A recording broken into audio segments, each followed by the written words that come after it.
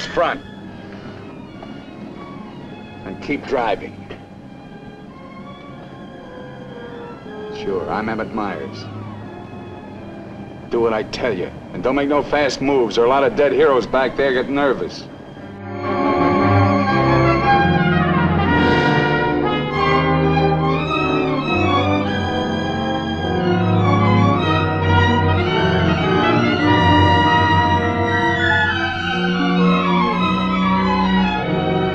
You guys are gonna die, that's all. It's just a question of when. Santa Rosalia, that's the end of the line. If the cops find out we're together, or if you try to cross me up. Anyway, you couldn't tell if I was awake or asleep. Got one bum eye. Won't stay closed. As long as he needs us, we'll stay alive. When he gets ready to jump us, we'll jump him, not before. Maybe today, maybe tomorrow. You guys are really fools. If you weren't, one of you would have got away. But you kept thinking about each other, so you missed some chances. Now it's pretty late. You stink, Myers. You haven't got a thing except that gun. You better hang on to it, because without it, you're nothing. You're finished. Shut up! Don't forget this is loaded, too. See how good you are.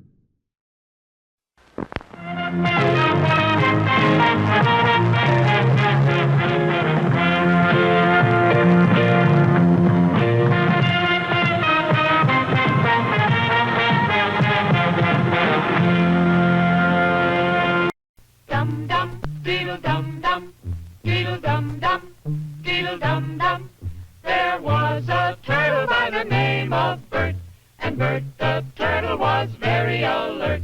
When danger threatened him, he never got hurt. He knew just what to do. He'd duck and cover, duck and cover. He did what we all must learn to do. You and you and you and you, duck and cover.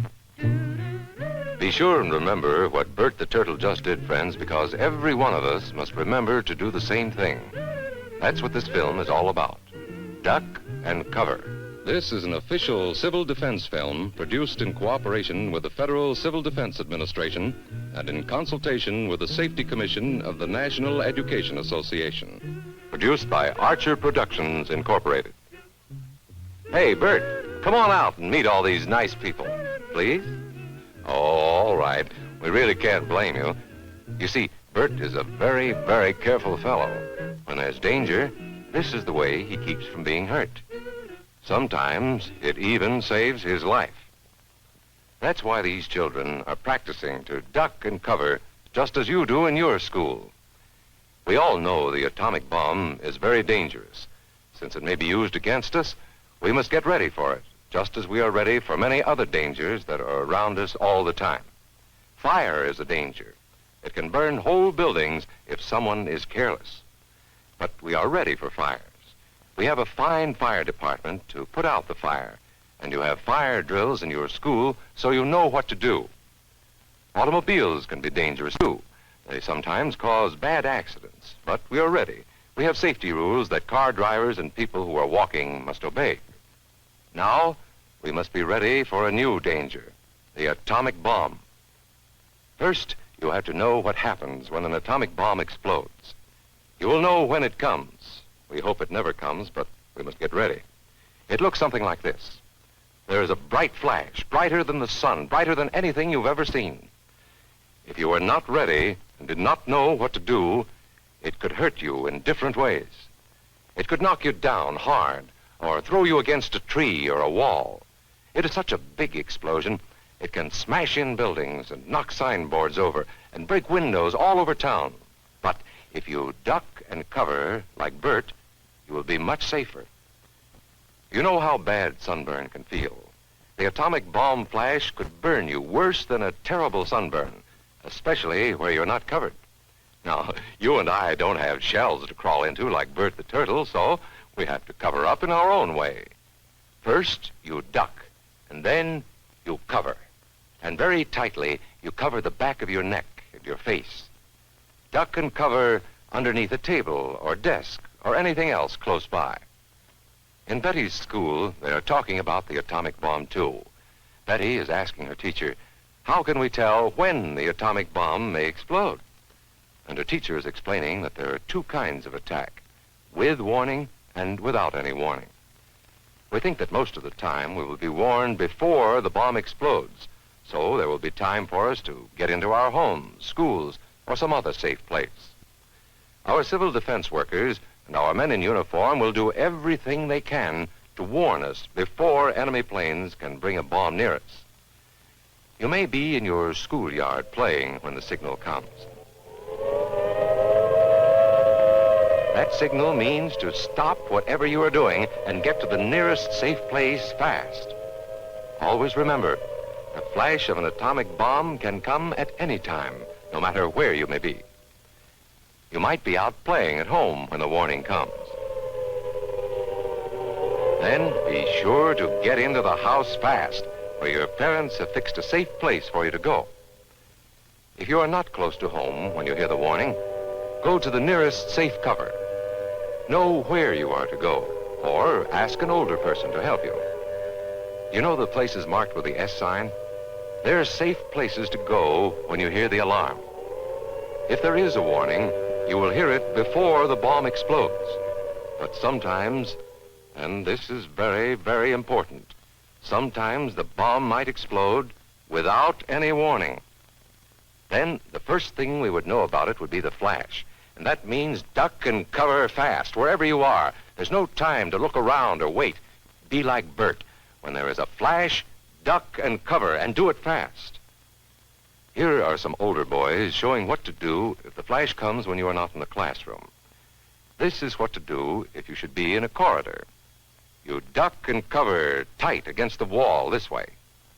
Remember to keep your face and the back of your neck covered tightly. Try to fall away from windows or doors with glass in them. Then, if the glass breaks and flies through the air, it won't cut you. You might be eating your lunch when the flash comes. Duck and cover under the table. Then, if the explosion makes anything in the room fall down, it can't fall on you. Getting ready means we will all have to be able to take care of ourselves. The bomb might explode when there are no grown-ups near. Paul and Patty know this, and they're always ready to take care of themselves. Here they are on their way to school on a beautiful spring day. But no matter where they go or what they do, they always try to remember what to do if the atom bomb explodes right then. It's a bomb. Duck and cover. Paul and Patty know what to do. Paul covered the back of his head so that he wouldn't be burned, and Patty covered herself with the coat she was carrying. They knew how to duck and cover. They acted right away when the flash came. If they had been at this doorway when the bomb flashed, Paul and Patty would have ducked and covered this way, like this girl. Heavy doorways are a good place to duck and cover. She will be safer, too. Here's Tony going to his Cub Scout meeting. Tony knows the bomb can explode any time of the year, day or night. He is ready for it. Duck and cover. Atta boy, Tony. That flash means act fast. Tony knows that it helps to get to any kind of cover. This wall was close by, so that's where he ducked and covered. Tony knew what to do. Notice how he keeps from moving or from getting up and running? He stays down until he is sure the danger is over. The man helping Tony is a civil defense worker. His job is to help protect us when there is danger of the atomic bomb. We must obey the civil defense worker. We must know how to duck and cover in the school bus or in any other bus or streetcar. Duck and cover. Don't wait. Duck away from the windows fast. The glass may break and fly through the air and cut you. Sundays, holidays, vacation time, we must be ready every day, all the time, to do the right thing if the atomic bomb explodes. Duck and cover. This family knows what to do, just as your own family should. They know that even a thin cloth helps protect them. Even a newspaper can save you from a bad burn. But the most important thing of all is to duck and cover yourself, especially where your clothes do not cover you. No matter where we live, in the city or the country, we must be ready all the time for the atomic bomb. Duck and cover. That's the first thing to do, duck and cover. The next important thing to do after that is to stay covered until the danger is over. Yes, we must all get ready now so we know how to save ourselves if the atomic bomb ever explodes near us. If you do not know just what to do, ask your teacher when this film is over. Discuss what you could do in different places if a bomb explodes. Older people will help us as they always do, but there might not be any grown-ups around when the bomb explodes. Then, you're on your own. Remember what to do, friends. Now tell me right out loud. What are you supposed to do when you see the flash? Duck and cover. Duck and cover. Duck and cover. How about it, kids? Are you giving us a fair break? We've tried to treat you fair and square, but unnecessary noises and disturbances drive away adults. And we need adult trade to stay in business. You can cooperate and help us keep this theater quiet, or we'll be forced without further notice to evict all disturbance makers and to refuse them future admission to this theater. Now, don't make us do it. Let's give each other a fair break. Thanks, the management.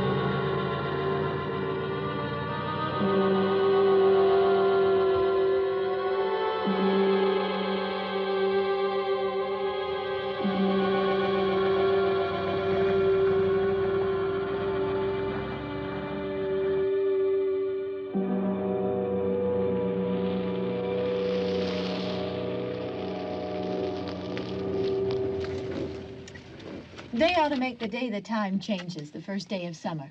What? Well, it's 8 o'clock and it's still light. A lot of good the extra daylight does us. Now, we've still got a 3-hour drive back. We're not going to be home until after midnight. Well, if it really bugged you, Johnny, you wouldn't do it. You think I want to blow Sunday on a scene like this? You know, I figure we're either going to have to move Mother out here or move the grave into Pittsburgh. She can't make a trip like this. Oh, you know that she can't. Is there any of that candy left? No. Look at this thing. We still remember. I don't. You know, I don't even remember what the man looks like. Johnny, it takes you 5 minutes. Yeah, 5 minutes to put the wreath on the grave and 6 hours to drive back and forth. Mother wants to remember, so we trot 200 miles into the country and she stays at home. Well, we're here, John, all right? We're back on? Oh. Ladies and gentlemen, we're coming back on the air after an interruption due to technical problem.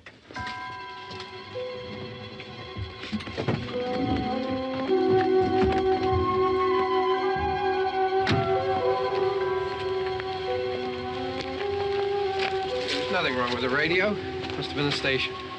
Which row is it in?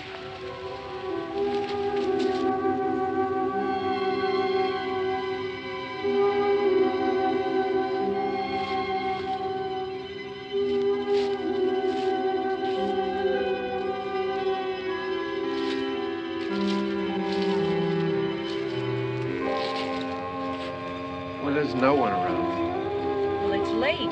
If you'd gotten up earlier. Oh, look, I already lost an hour's sleep on the time change. I think you complain just to hear yourself talk. There it is.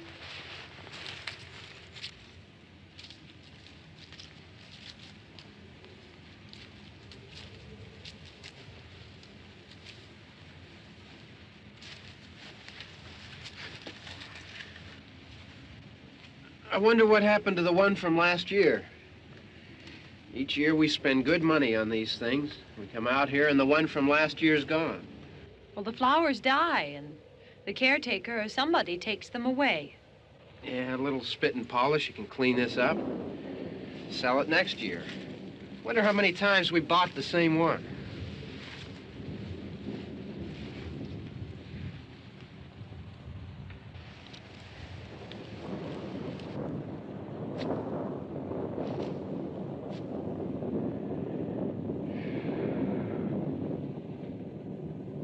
Hey, come on, Barb. Church was this morning, huh?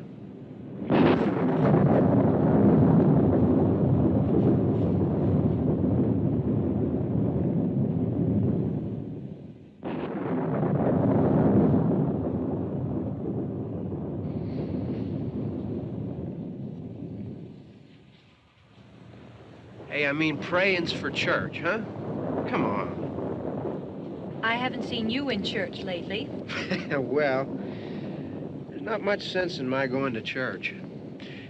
Do you remember one time when we were small, we were out here?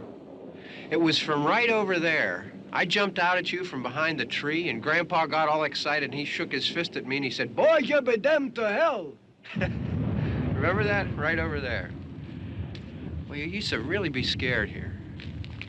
Johnny. You're still afraid. Stop it now. I mean it.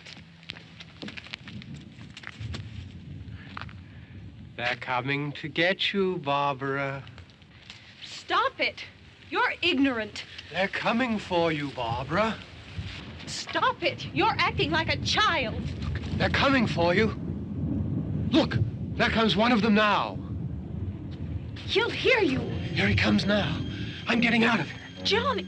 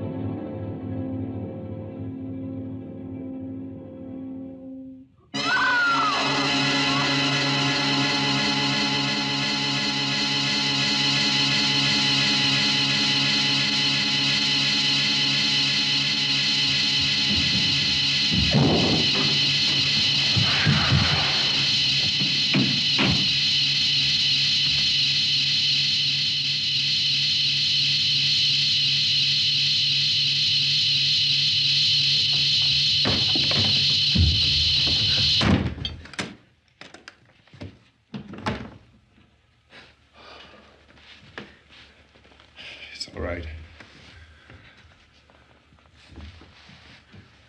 Don't worry about him. I can handle him. Probably be a lot more of them as soon as they find out about us. The truck is out of gas. This pump out here is locked. Is there a key? We can try to get out here if we can get some gas. Is there a key?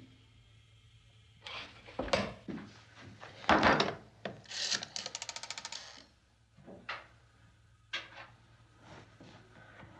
suppose you've tried this.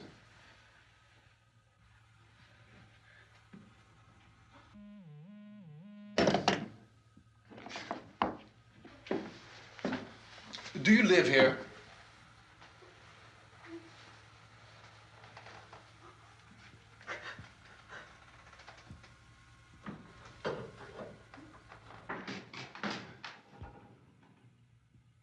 Jesus.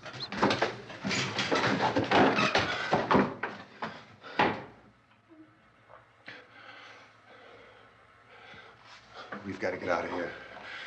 We have to get where there's some other people.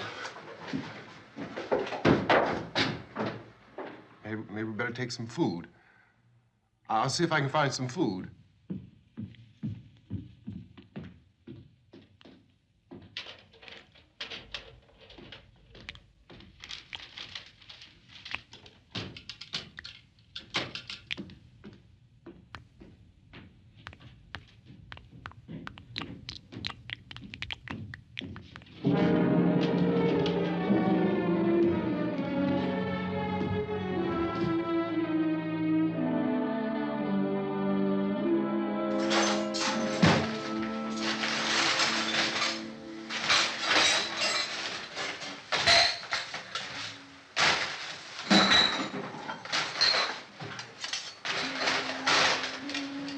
What's happening? Oh, you think it's happening? What's happening?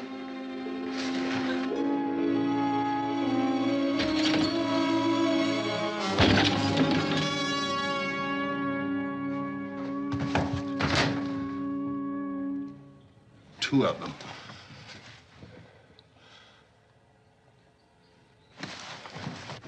There are two of them out there. Have you seen any more around here? I can take care of those two. I don't I know you're afraid, but we have I to... don't know! I don't know! What's happening?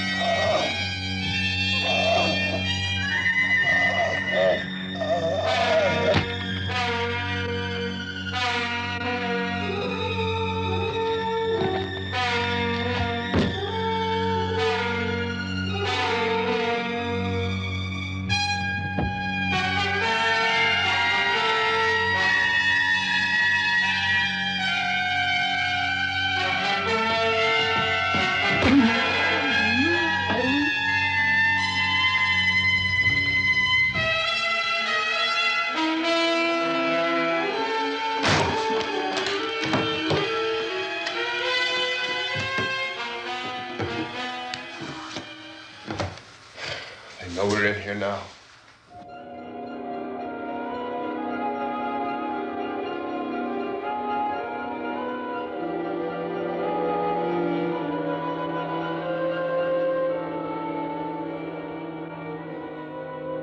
Don't look at it.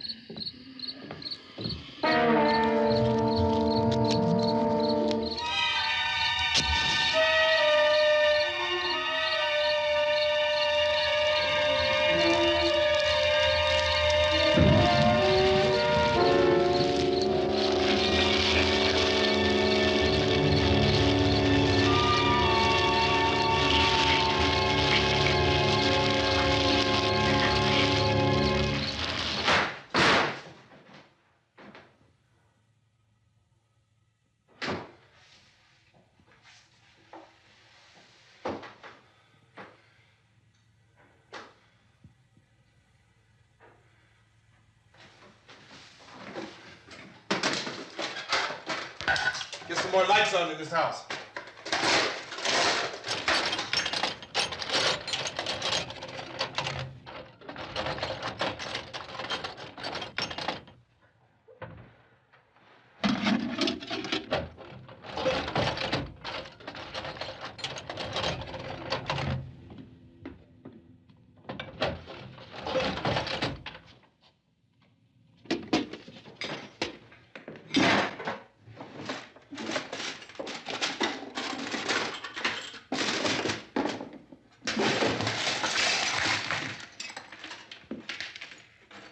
Why don't you see if you can find some wood, some boards, something there by the fireplace, something we can nail this place up.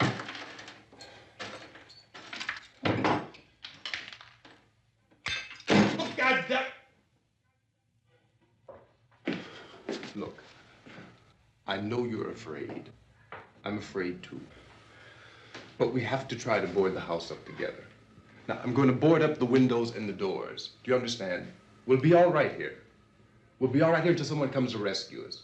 But we'll have to work together. You'll have to help me. Now, I want you to go in and get some wood so I can board the place up. Do you understand? Okay? Okay?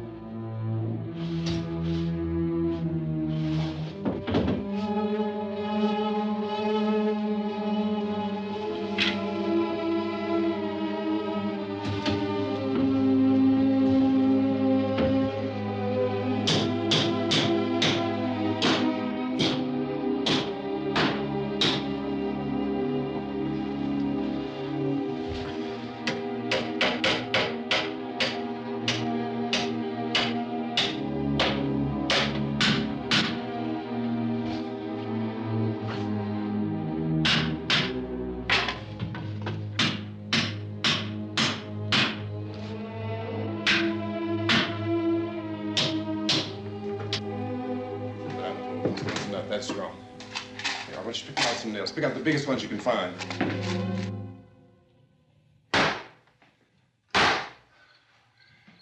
There, this room looks pretty secure. If we have to, we can run in here and board up the doors. Won't be long for those things to be back pounding their way in here. They're afraid now.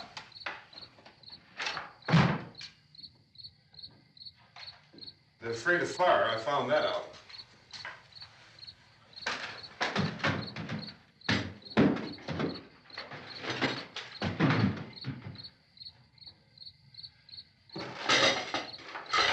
You know a place back down the road called Beekman's?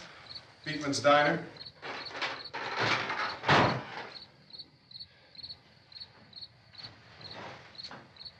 Anyhow, that's where I found that truck I have out there.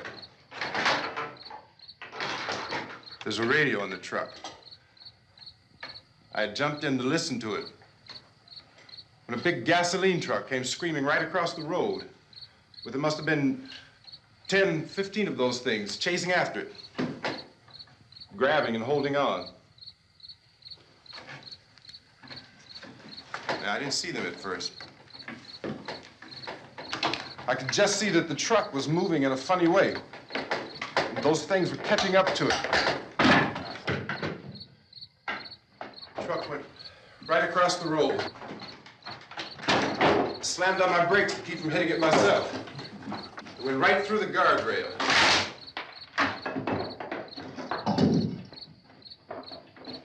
I guess the driver must have cut off the road into that gas station by Beekman's Diner. It went right through the billboard, ripped over a gas pump, and never stopped moving. By now, it's like a moving bonfire. Didn't know if the truck was going to explode or what. Could still hear the man screaming.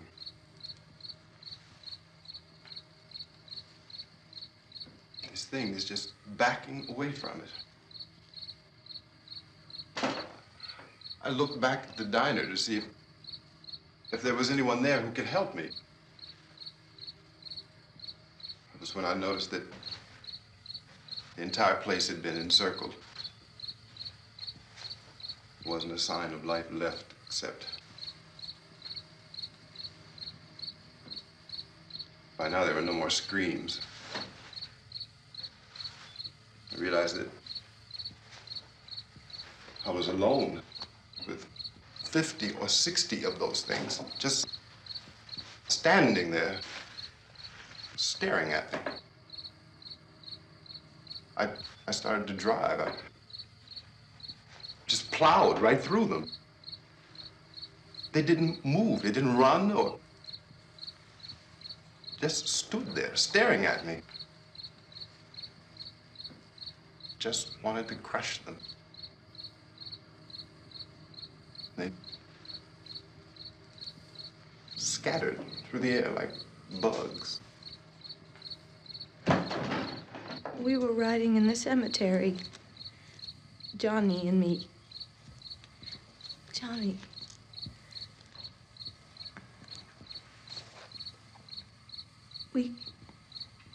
We came to put a wreath on my father's grave.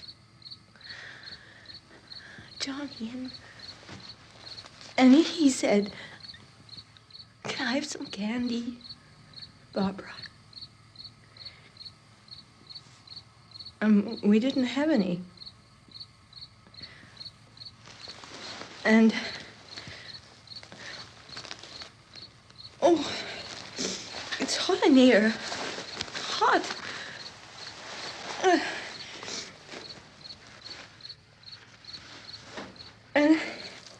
And he said, "Oh, it's late. Why did we start so late?" And I said, "Johnny, if you'd gotten up earlier, we wouldn't be late." Johnny asked me if I were afraid. And I said, "I'm not afraid, Johnny." And then this man started walking up the road. He came slowly And Johnny kept teasing me and saying, "He's coming to get you, Barbara." And I laughed at him and said, "Johnny, stop it." And then Johnny ran away. And I went up to this man, and I was going to apologize. Why don't you just keep calm? And I looked up, and I said, "Goody." And he grabbed me. He grabbed me, and he ripped at me. He held me, and he ripped at my clothes. I think you should just calm down. Oh, I screamed, "Johnny! Johnny, help me! Oh, help me!" And he wouldn't let me go. He ripped. And then Johnny came and he ran and he fought this man. And I got so afraid. I ran.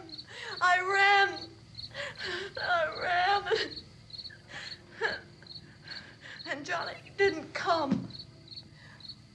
We have to wait for Johnny.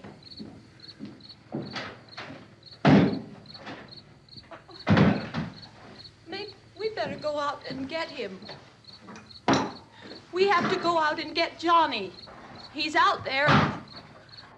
Please, don't you hear me? We've got to go out and get him. Please! We have got to go get Johnny! Please help me! Please! Don't you know what's going on out there? This is no Sunday school picnic. Don't you understand? My brother is alone! Your brother is dead. No! My brother is not dead! Oh. Oh.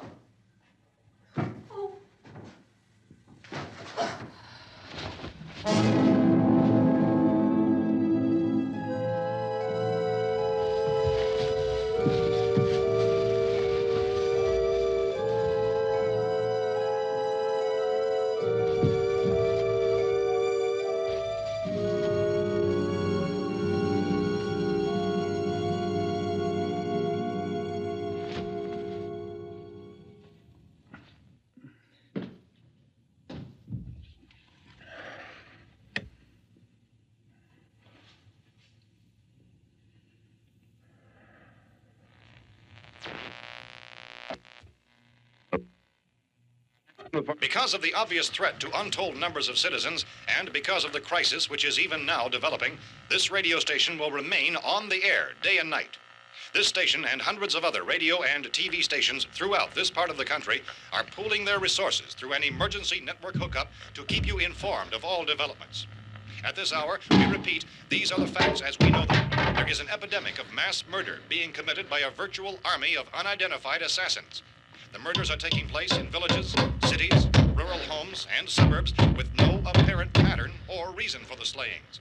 It seems to be a sudden, general explosion of mass homicide. We have some descriptions of the assassins. Eyewitnesses say they are ordinary-looking people. Some say they appear to be in a kind of trance. Others describe them as being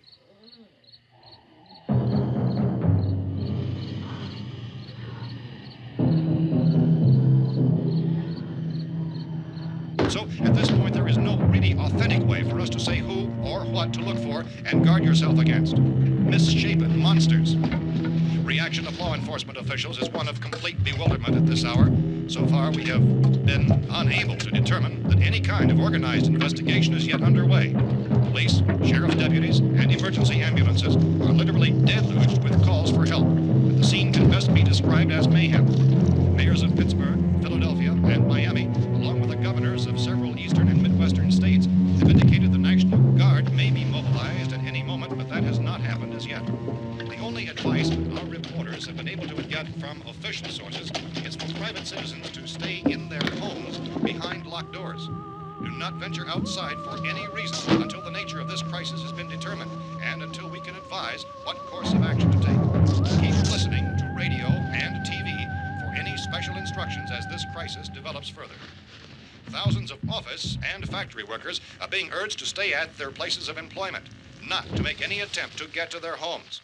However, in spite of this urging and warning, streets and highways are packed with frantic people trying to reach their families or apparently to flee just anywhere. We repeat, the safest course of action at this time is simply to stay where you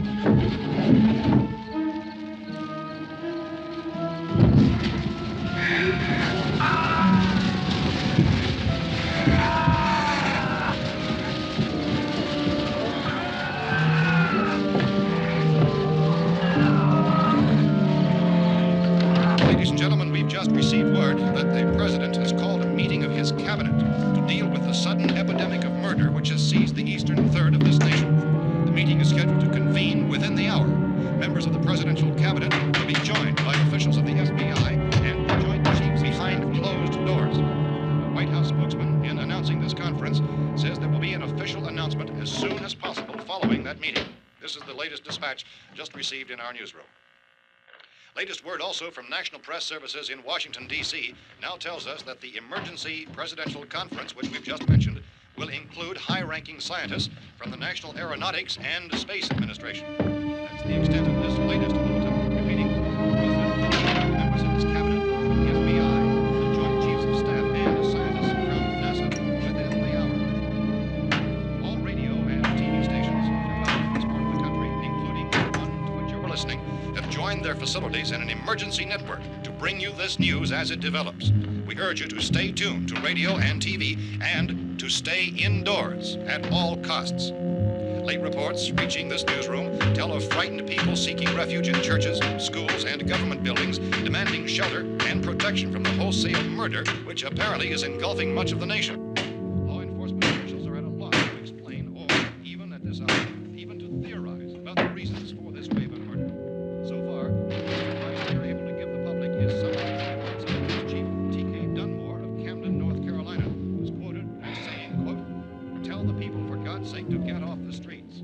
Tell them to go home and lock their doors and windows up tight. We don't know what kind of murder-happy characters we have here." End quote. Police Chief Dunmore of Camden, North Carolina. So far, the only descriptions, the only clues anyone has of the killers come from frightened witnesses of some of the slayings. These eyewitness accounts variously describe the murderers as ordinary-looking people, misshapen monsters, people who look like they're in a trance, and things that look like people but act like animals. Some eyewitnesses tell of seeing victims who look as though they had been torn apart. This whole ghastly story began developing 2 days ago with the report of the slaying of a family of 7 in their rural home near Gulfport, Louisiana. Since then, reports of such senseless killings began snowballing in a reign of terror which has hopscotched in an erratic, disconnected manner throughout much of the eastern and midwestern United States. Efforts to keep track of the murder reports by the placing of markers on a map seem to indicate a general spreading from the extreme southeastern United States to the north and west. Our newsmen have been on the telephone talking with officials in other cities and have determined that none of this kind of mass murder has yet been reported west of the Mississippi River, except in the extreme southeastern portion of Texas. Similar killings have been reported around the Houston and Galveston areas, but nothing like... I found a gun and some bullets out there. It was only late yesterday Oh, and that it these. first became clear we were facing some kind of national emergency. When first reports began filtering in, newsmen and law enforcement agencies were of the opinion This that place is things boarded were up pretty solid now. in nature. However, as these We ought to be all right here for a reports while. increased dramatically, it was soon apparent that We have this the was gun something and more than the bullets, usual run of lawlessness. food and the Some radio. officials began to suspect an obscure kind of conspiracy. Sooner or later, someone's Things as bound to come and get us out. creatures from outer space. So again, we join with law enforcement agencies, urging you to seek shelter in a building. Lock the doors and windows securely. Hey, that's us. We're doing all right. Be cautious of any suspicious strangers, and keep tuned to your radio and television for survival instructions and further details of this continuing story. Look, I don't know if you're hearing me, Goes on in the absence of any law. but I'm going upstairs now. It's almost as though some critical balance of If anything should try to break in here, I can hear it from up there. I'll be down to take care of it. savage killers. We repeat, this radio station. Everything is all right for now. I'll be back to reinforce the windows and doors later. But you'll be all right for now, okay? Okay. Civil defense officials in Cumberland have told newsmen that murder victims show evidence of having been partially devoured by their murderers.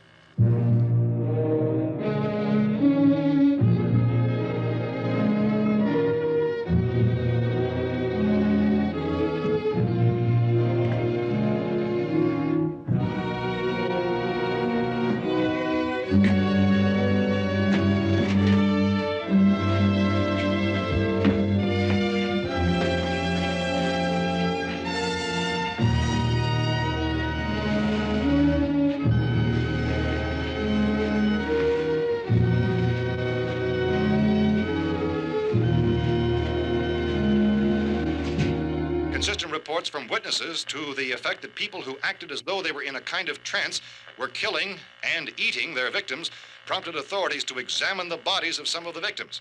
Medical authorities in Cumberland have concluded that in all cases, the killers are eating the flesh of the people they murdered.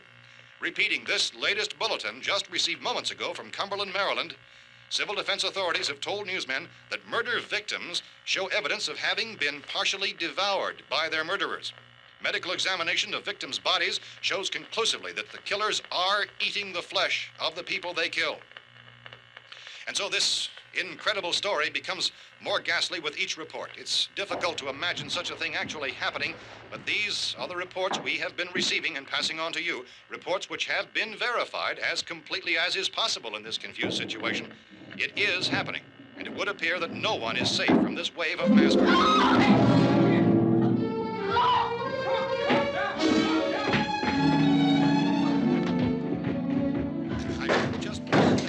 Don't shoot.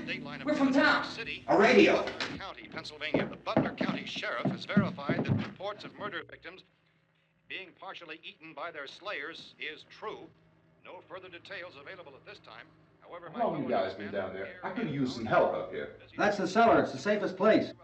You mean you didn't hear the racket we were making up here? How were we supposed to know what was going on? Could have been those things for all we knew. That girl was screaming. Sure, you must know what a girl screaming sounds like. Those things don't make any noise. Anybody would know somebody ever needed help. Look, it's kind of hard to hear what's going on from down there. We thought we could hear screams, but for all we knew, that could have meant those things were in the house afterward. And you wouldn't come up and help? Well, if there were more... The racket sounded like the place was being ripped apart. How were we supposed to know what was going on? Now, wait a minute. You just got finished saying you couldn't hear from down there. Now you say it sounded like the place was being ripped apart. It would be nice if you get your story straight, man. All right, now you tell me. I'm not going to take that kind of a chance when we got a safe place. We luck into a safe place, and you're telling us we got to risk our lives just because somebody might need help, huh? Yeah, something like that. All right, why don't we settle this? Mister, we came up. Okay, we're here. Now I suggest we all go back downstairs before any of those things find out we're in here. They can't get in here. You got the whole place boarded up? Yeah, most of it. All but a few spots upstairs. They won't be hard to fix. You're insane. The cellar's the safest place. I'm telling you, they can't get in here. And I'm telling you, those things turned over our car. We were damn lucky to get away at all. Now you tell me those things can't get through this lousy pile of wood? His wife and kids downstairs. The kid's hurt. Well, I still think we're better off up here. We could strengthen everything up, Mr. Cooper. With all of us working, we could fix this place up in no time. We have everything we need up here. We can take all that stuff downstairs with us. Man, you're really crazy, you know that? You got 1,000,000 windows up here. All these windows, you're gonna make them strong enough to keep these things out, huh? I told you those things don't have any strength. I smashed 3 of them and pushed another one out the door. Did you hear me when I told you they turned over our car? Oh, hell, any good 5 men can do that. That's my point. Only there's not going to be 5 or even 10. There's going to be 20, 30, maybe 100 of those things. And as soon as they know we're here, this place is going to be crawling with them. Well, if there are that many, they'll probably get us wherever we are. Look, the cellar. The cellar, there's only one door, right? Just one door, that's all we have to protect. Tom and I fixed it so it locks and boards from the inside. But up here, all these windows, why, we'd never know where they were going to hit us next. You got a point, Mr. Cooper. But down in the cellar, there's no place to run to. I mean, if they did get in, there'd be no back exit. We'd be done for. We can get out of here if we have to. And we got windows to see what's going on outside. But down there with no windows, if a rescue party did come, we wouldn't even know it. But the cellar is the strongest place. The cellar is a death trap. I don't know, Mr. Cooper. I think he's right. You know how many's out there? I don't know. Maybe 6 or 7. Look, you two can do whatever you like. I'm going back down to the cellar, and you better decide.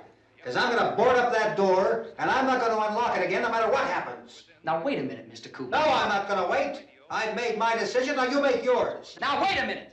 Let's think about this. We can make it to the cellar if we have to. And if we do decide to stay down there, we'll need some things from up here. So let's at least consider this a while. If you box yourself in this cellar and those things get in the house, you've had it. At least up here you have a fighting chance. Yeah, it looks like about 8 or 10 out there now. There's more than there were. There are a lot out back, too.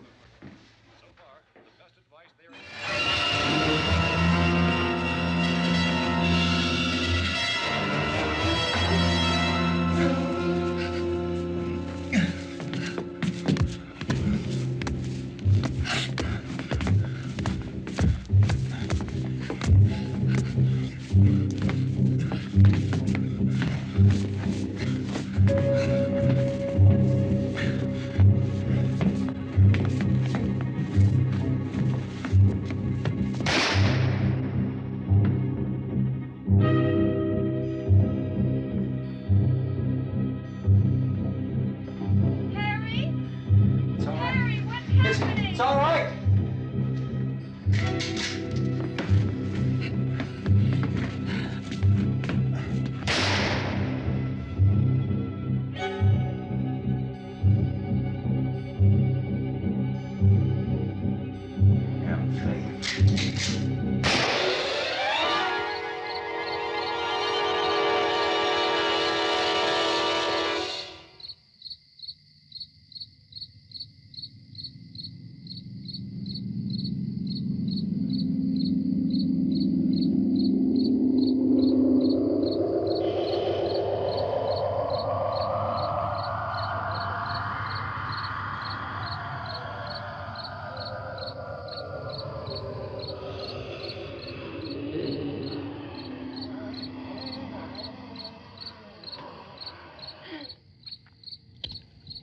Gotta fix these boards. You're crazy. Those things are going to be at every window and door in this place. We've got to get down into the cellar. Go down in your damn cellar. Get out of here! I'm taking the girl with me. You leave her here. Keep your hands off her. And everything else that's up here, too. Because if I stay up here, I'm fighting for everything up here. And the radio and the food is part of what I'm fighting for. Now, if you're going down the cellar, get. The man's insane. He's insane. We've got to have food down there. We've got a right. This is your house. We've got a right. You going down there with him? Well, yes or no? This is your last chance. No beating around the bush. Listen, I got a kid down there. She can't possibly. I couldn't bring her up here. She can't possibly take all the racket and those things smashing through the windows. Well, you're her father. If you're stupid enough to go die in that trap, that's your business. However, I am not stupid enough to follow you. It is tough for the kid that her old man is so stupid. Now, you get the hell down in the cellar. You can be the boss down there. I'm boss up here. You bastards. You know, I won't open this door again. I mean it. Mr. Cooper, with your help, we could... With my help. Let him go, man. His mind is made up. Just let him go. Wait a minute. Judy, come on up here, honey.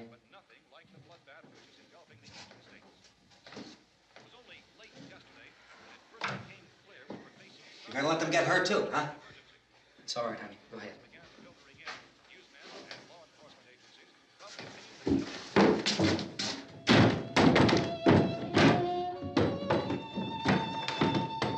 If we stick together, man, we can fix it up real good.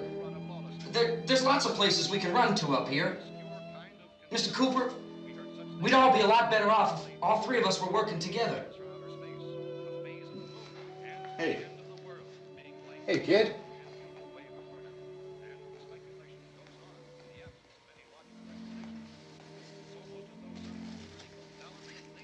He's wrong, you know. I'm not boxing myself in down there. This radio station will remain on the air day and night. Well, we're safe now. It's boarded up tight. What about Tom and Judy? They want to stay up there, let them. There are two other people upstairs, a man and a girl. We heard the screaming. Yeah, but I didn't know who they were, and I wasn't about to take any unnecessary chances. Of course not, Harry.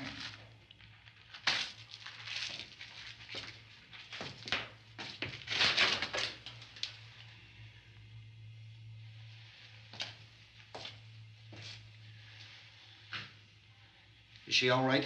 I don't know what it is. She feels warm. Maybe it's shock. Where'd you get the bandage? Some laundry in a basket. I tore a sheet.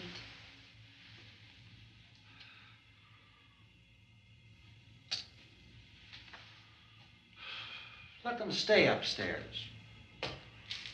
Let them. Too many ways those monsters can get in up there. We'll see who's right. We'll see when they come begging me to let them in down here. That's important, isn't it? What? To be right, everybody else to be wrong. What do you mean by that? Does anyone up there know why we're being attacked? Whatever it isn't just happening here. It's some kind of mass murder. It's going on everywhere. The radio said to stay inside. Radio? Radio upstairs. I heard a news bulletin. There's a radio upstairs and you boarded us in down here? I know what I'm doing. What did it say? Nothing. Nothing. They don't know anything yet. There's mass murder everywhere, and people are supposed to look for a safe place to hide. Take the boards off that door. We are staying down here, Helen. Harry, that radio is at least some kind of communication. If the authorities know what's happening, well, they'll send people for us so they'll tell us what to do.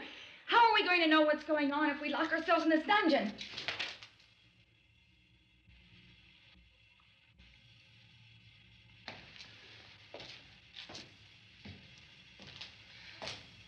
We may not enjoy living together, but dying together isn't going to solve anything. Those people aren't our enemies. Mr. Cooper! Mr. Cooper, Ben found a television set upstairs. Let's go up. Tom? Yeah. If Judy would come downstairs for a few minutes, Harry and I could come upstairs. Okay, yeah, right away. Will you do it? Do I have to? Look, honey, nothing's gonna get done with them down there and us up here. Do this for me. Okay.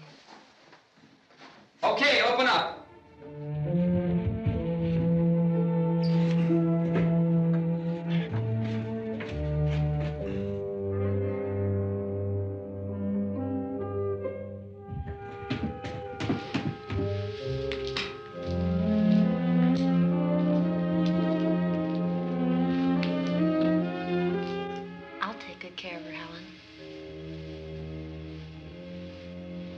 She's all I have. Why don't you go upstairs now?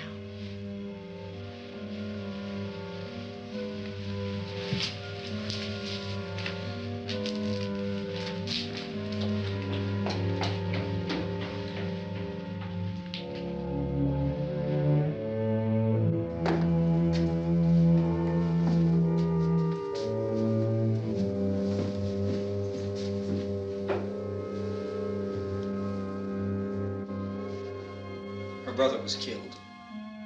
Hey, give me a hand with this thing. I gotta go help Ben with the television.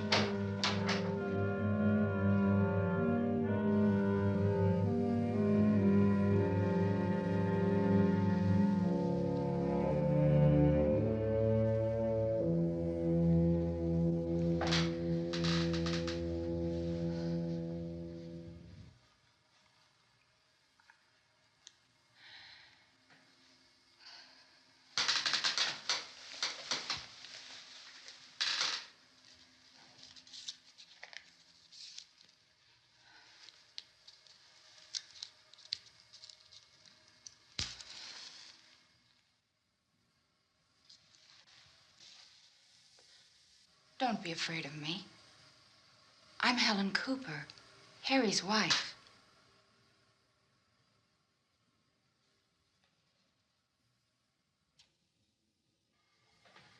This place is ridiculous. Look at this. There's a million weak spots up here.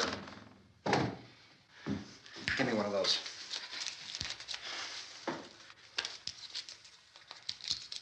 Her brother was killed.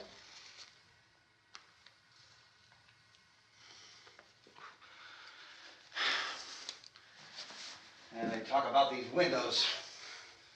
I can't see a damn thing. There could be 50 million of those things out there.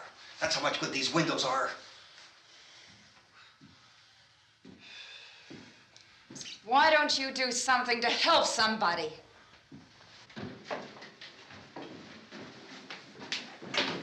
Here I have it. Drag a couple of those chairs together. There's a socket over here.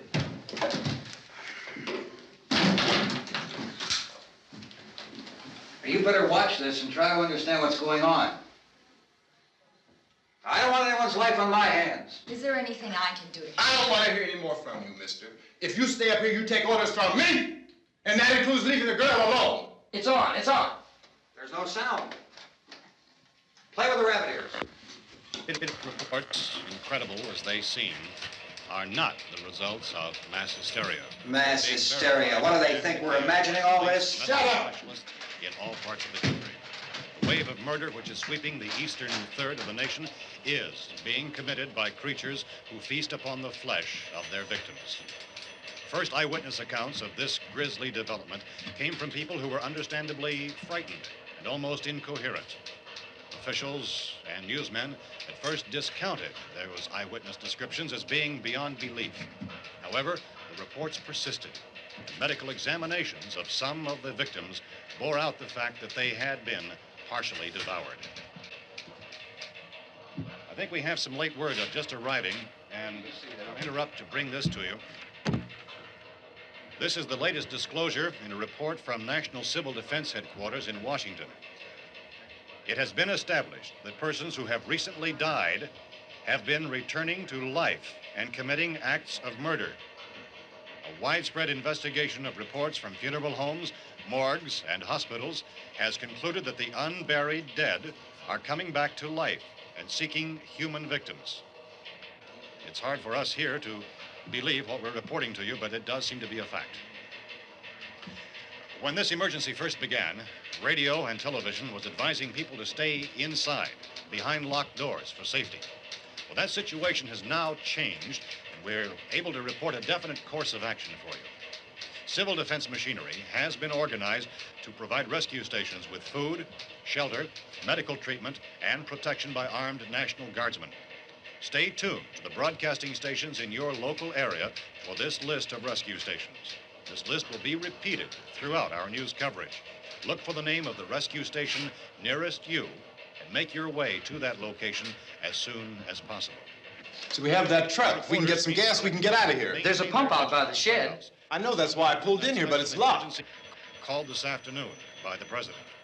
Since convening this conference of the presidential cabinet, the FBI, the Joint Chiefs of Staff, the CIA has not produced any public information. Why are space experts being consulted about an earthbound emergency? So far, all the betting on the answer to that question centers on the recent Explorer satellite shot to Venus. That satellite, you'll recall, started back to Earth, but never got here. That's the space vehicle which orbited Venus and then was purposely destroyed by NASA when scientists discovered it was carrying a mysterious high-level radiation with it. Could that radiation be somehow responsible for the wholesale murders we're now suffering? Newsman Don Quinn in Washington has posed those questions. It's obvious our best move is to try to get out of here. How are you going to get over to that pump? Look! You're coming from a meeting regarding the explosion of the Venus probe, is that right?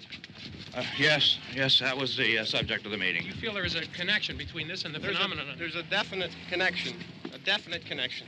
In other words, you feel that the radiation on the Venus probe is enough to cause these mutations? There was a very high degree of radiation. Well, just a minute. I'm not sure that that's certain at all. I don't think that has been logical explanation that we have at this time. In other words, it is the military's viewpoint that the radiation is not the cause of the mutation. I can't speak for the entire military at this time, gentlemen. I must disagree with these gentlemen presently until this is irrefutably proved. Everything is being done that can be done. We'll have to hurry for our next meeting. Professor, you feel that there is a definite connection between Definite connection as far as Dr. Keller and myself. Doctor, please. I thought we decided that is not proved yet. Was the satellite, when the satellite was exploded? An unusual amount of radiation, enough to cause mutation under certain circumstances. Could have happened. Have a bearing on it. It does seem to have a bearing. Will there be a reply for the Later? Yes. There will be a reply. Yes. Later this afternoon. There will be a report this afternoon. Perhaps there will be a report, a more full report. Will you close the window? We are doing everything possible to solve the problem. We're hoping to get some further explanation of this. We've heard all we need to know. We have to try to get out of here. He said the rescue stations have doctors and medical supplies. If we could get Kara in there, we could get help for her. Belno is one of the world's foremost authorities on space science and technology. Willard. I saw a sign that said Willard. It's only about 17 miles from here. You know this area. You from around here? Judy and I are both from around here. We were on our way up to the lake to go swimming. And Judy had a radio, and we heard the first reports about this. So we knew the old house was here, and we came in and found the lady upstairs dead. Then these other people came. We went down into the basement and put a bar across the door, and it is pretty strong. How could we possibly get away from here? We've got a sick child, 2 women, 1 woman out of her head, 3 men, and the place is surrounded with these things. For NASA. Dr. Grimes, your entire staff, I know, has been working very hard to find some solution to these things that are happening. Do you have any answers at this time? Yes, we have some answers. But first, let me stress the importance of seeking medical attention for anyone who's been injured in any way. We don't know yet what complications might result from such injuries. How bad has your kid been hurt? Good advice, Doctor. Now, how about the basic problem of patients? Well, Look, you go down there and tell... Now, Judy? Yeah, you tell Judy to come up here and you stay with the kid, all right? In the cold room at the university, we had a cadaver from which all 4 limbs had been amputated. Sometime early this morning, it opened its eyes and began to move its trunk. It was dead, but it opened its eyes and tried to move. They want you upstairs. Did she ask for me? She hasn't said anything. I don't understand. Baby. It's Mommy. I heard. I'll come back down as soon as I find out what they want. Thank you, Judy. The body should be disposed of at once, preferably by cremation. well, how long after death, then, does the body become reactivated?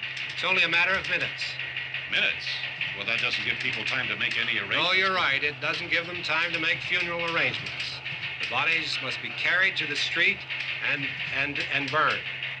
They must be burned immediately. Soak them with gasoline and burn them. The bereaved will have to forego the dubious comforts that a funeral service will give. They're just dead flesh and dangerous. I see. Judy, I need you to find some bedspreads or sheets to tear up into small strips, okay?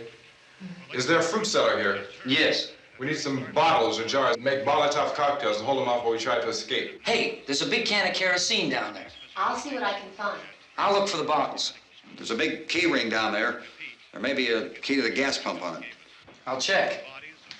We can toss the cocktails from a window upstairs. Meantime, a couple of us can go out and try to get the gas and come back for the rest of the people. But that'll leave a door open someplace.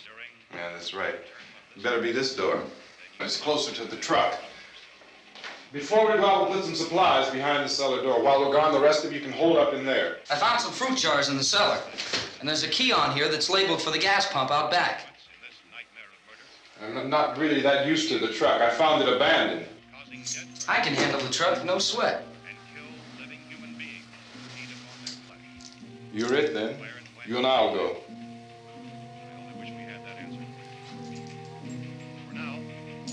We'll put whatever lumber we find behind the cellar door. You can go upstairs and toss the cocktails from a window. Tom, you and I will have to unboard this door. After you toss the cocktails, you hustle back down here and lock this door. It's no good to board it up because we'll have to get back in quickly. After we get the gas and get back into the house, then we'll worry about getting everybody into the truck. Now let's move it. No place to flee for safety, except to the rescue stations which have been set up. Indications are that before this emergency is over, we will need many, many more such rescue stations.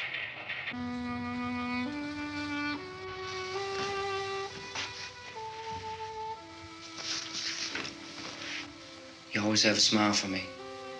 How can you smile like that all the time? How many do you have done?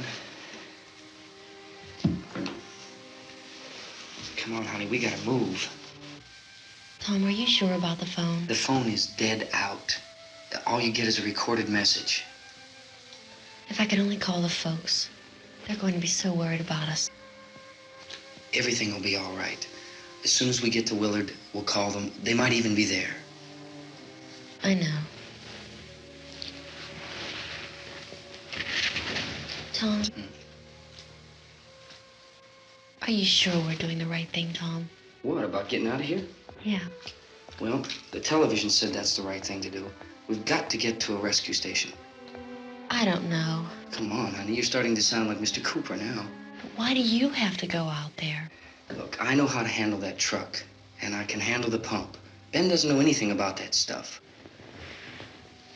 But we're safe in here. For how long, honey? We're safe now, but there's going to be more and more of those things. I know all that. Hey, listen. Remember when we had the big flood? Remember how difficult it was for us to convince you that it was right to leave? Remember we had to go to Willard then? This isn't a passing thing, honey. It's not like just a wind passing through. We've got to do something, and fast.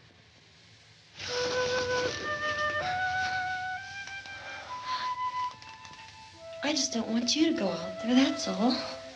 Hey, Smiley, where's that big smile for me?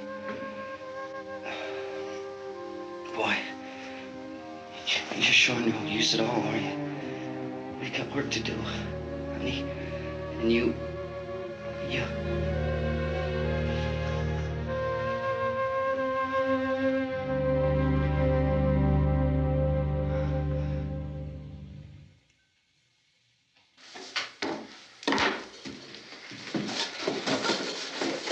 We better get her downstairs. We have to go downstairs now, Barbara. She's right. You have to go downstairs now, just for a little while, until we get back. Then we can all leave. Oh, I'd like to leave. Yes.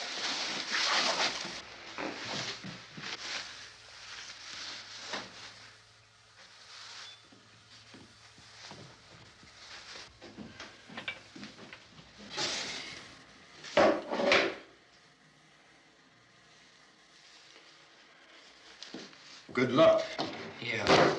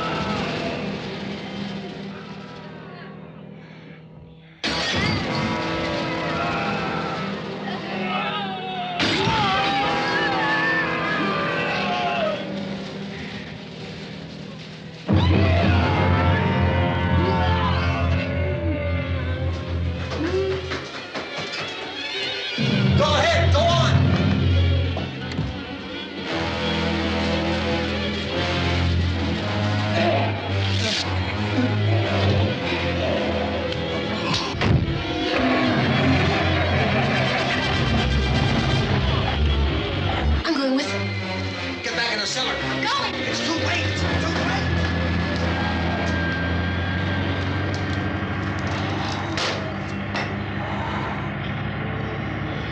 Well, as you're coming, come on. Get in.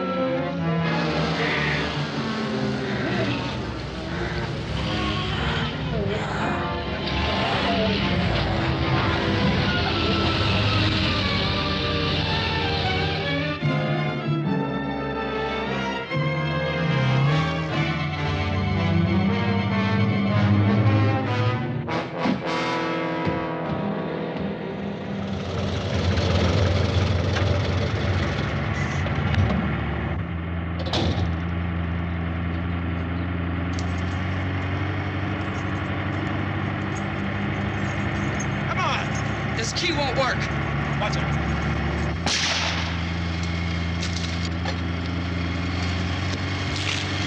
Watch the torch.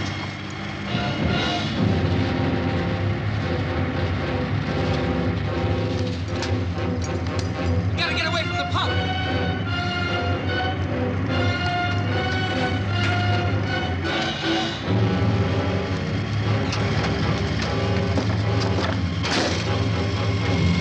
Hang on.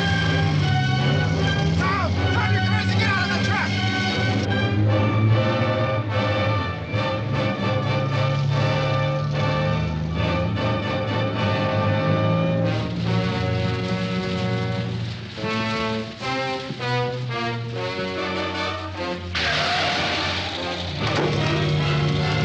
Let's get out of here. Come on, come on. My jacket's caught.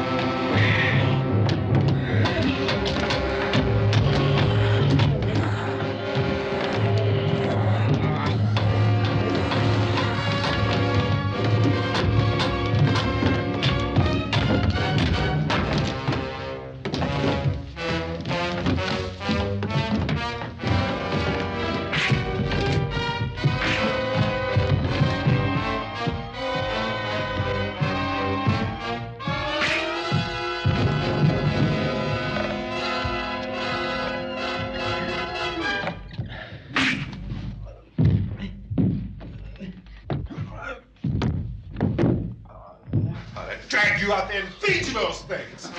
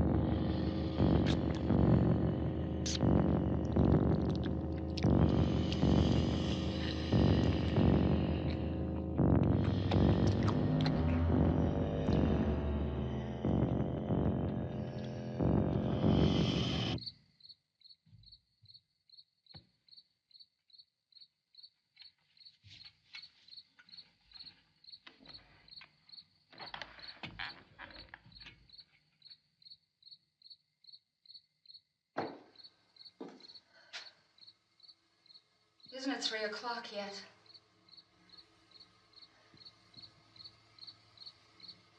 There's supposed to be another broadcast at 3 o'clock. 10 minutes.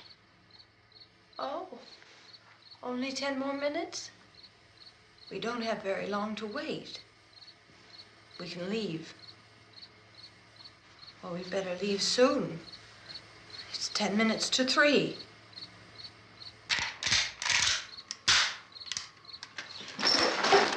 You know anything about this area at all? I mean, is Willard the nearest town? I don't know. We were just trying to get to a motel before dark. You said those things turned your car over. You think we can get it back on its wheels and drive it? Where is it? Seems like it was pretty far away. Seems like we ran. Forget it. It's at least a mile. Johnny has the keys. You gonna carry that child a mile through that army of things out there? I can carry the kid. What's wrong with her? How'd she get hurt? One of those things grabbed her. Bit her on the arm.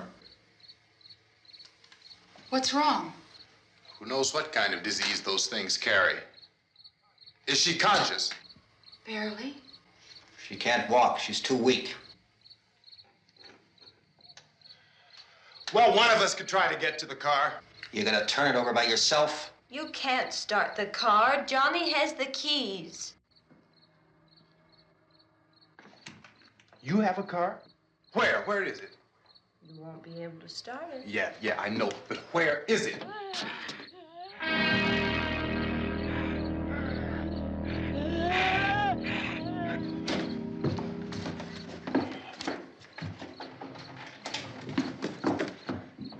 Good Lord.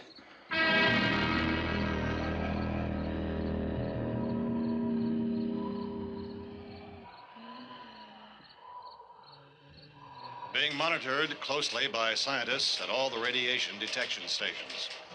At this hour, they report the level of the mysterious radiation continues to increase steadily. So long as this situation remains, government spokesmen warn that dead bodies will continue to be transformed into the flesh-eating ghouls. All persons who die during this crisis, from whatever cause, will come back to life to seek human victims unless their bodies are first disposed of by cremation. Our news cameras have just returned from covering such a search and destroy operation against the ghouls, this one conducted by Sheriff Conan McClellan in Butler County, Pennsylvania. So now let's go to that film report. All law enforcement agencies and the military have been organized to search out and destroy the marauding ghouls. The Survival Command Center at the Pentagon has disclosed that a ghoul can be killed by a shot in the head or a heavy blow to the skull. Officials are quoted as explaining that since the brain of a ghoul has been activated by the radiation, the plan is kill the brain and you kill the ghoul. Anything from the supply wagon, Cuss? No, we're all right. Hey, Cass, put that thing all the way in the fire. We don't want it getting up again. All right, I got you. Chief McClellan, how's everything going? Oh, things aren't going too bad. Men are taking it pretty good. You want to get on the other side of the road over there? Chief, do you think we'll be able to defeat these things? Well, we killed 19 of them today right in this area. Those last 3 we caught trying to claw their way into an abandoned shed. They must have thought somebody was in there. There wasn't, though. We heard them making all kind of noise. We came over and beat them off, blasted them down. Chief, as soon as you're finished, can I see you here? Yeah, okay. Chief, if I were surrounded by 6 or 8 of these things, would I stand a chance with them? Well, there's no problem. If you had a gun, shoot them in the head. That's a sure way to kill them. If you don't, get yourself a club or a torch. Beat them or burn them. They go up pretty easy. Well, Chief McClellan, how long do you think it will take you until you get the situation under control? Well, that's pretty hard to say. We don't know how many of them there are. We know when we find them, we can kill them. Are they slow-moving, Chief? Yeah, they're dead. They're all messed up. Well, in time, would you say you ought to be able to wrap this up in 24 hours? Well, we don't really know. We know we'll be into it most of the night, probably into the early morning. We're working our way toward Willard, and we'll team up with the National Guard over there, and then we'll be able to give a more definite view. Thank you very much, Chief McClellan. This is Bill Cardill, WIC TV 11 News. Thank you, Bill, for that report. Official spokesman declined to speculate just how long it may take to kill off all the flesh eaters, so long as the heavy rain...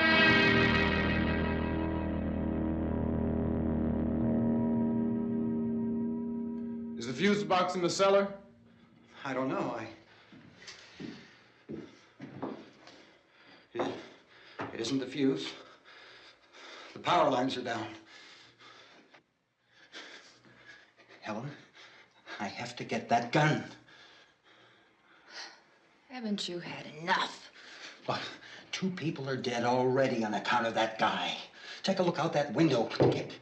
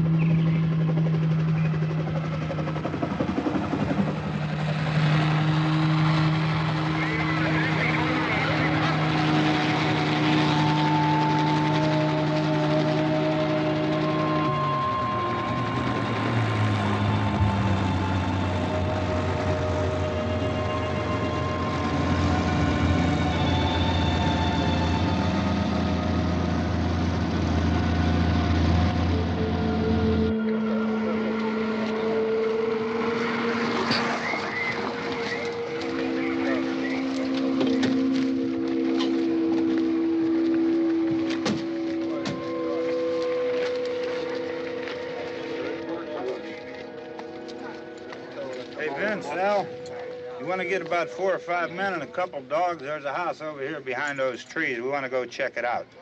Thank You stay here, Bill.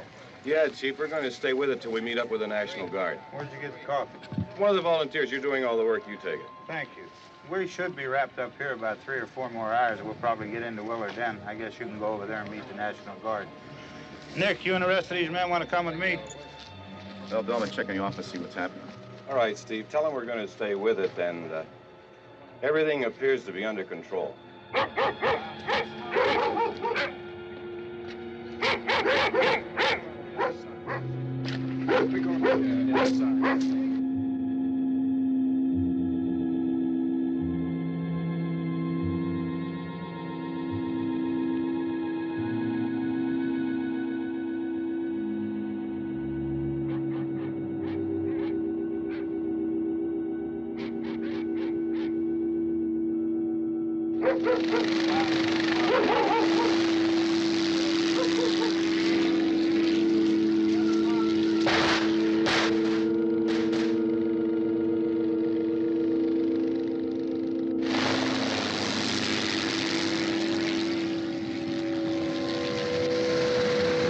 They need you down there by the barn.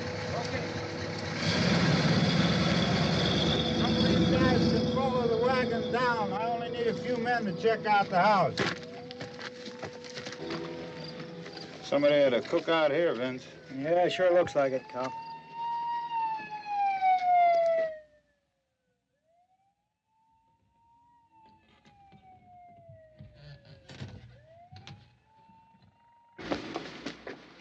Okay, come over. Here's a group of police and the other part.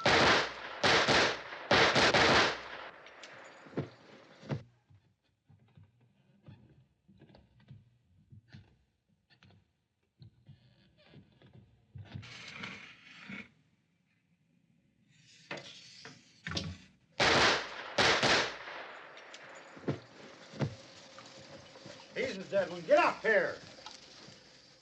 Nick, Tony, Steve, you want to get out in that field and build me a bonfire?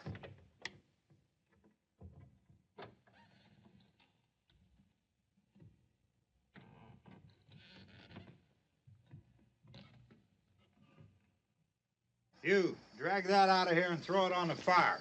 Nothing down here. All right, go ahead down and give him a hand. Let's go check out the house, man. There's something there. I heard a noise.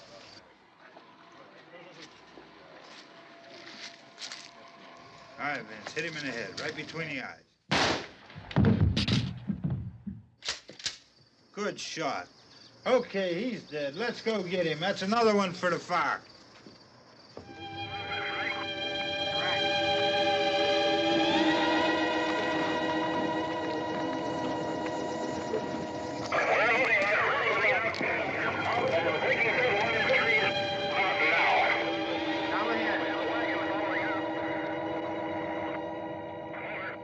All right, send the wagon through directly out. Over. More torches. Keep those dogs back off of those things.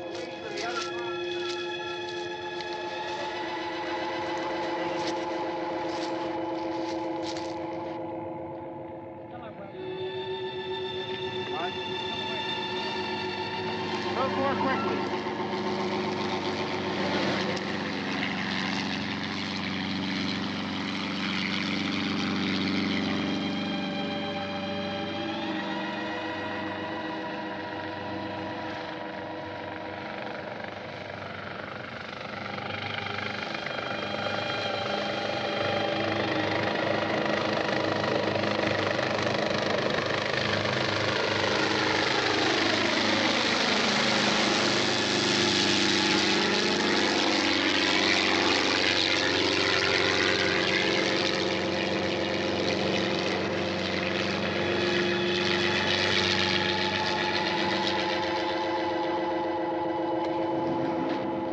Come ahead with the motorcycle, please. Let's go, Bert. Pass the way.